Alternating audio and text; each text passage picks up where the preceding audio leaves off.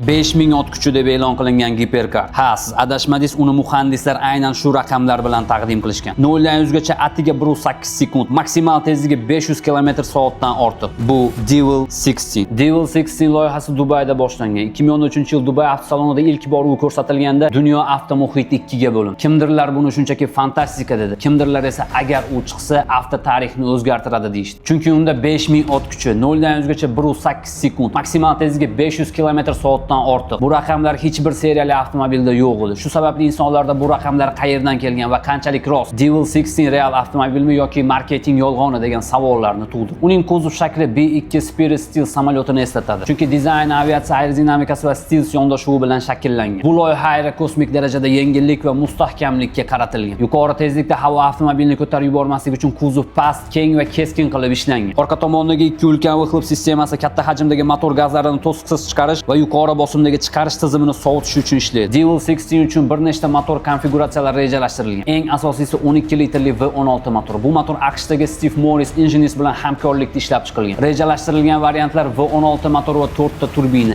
2000 ot kuchi yo'l versiyasida, 3000 ot kuchi track versiyada, 5000 ot kuchi hozircha faqatgina konseptda. 5000 ot kuchli versiya hali real testlarda isbotlanmagan, lekin agar u isbotlansa, avto olam qoidalarini qayta yozadi. Shu sabab Devil 16 hozircha faqatgina qog'ozlardagina qahramon hisoblanadi. Tachkani yomon bo'lmaydi akalarim. Siz nima deb o'ylaysiz? Devil 16 5000 ot kuchi versiyasida chiqadimi yoki yo'q? Kommentariyaga yozib keting.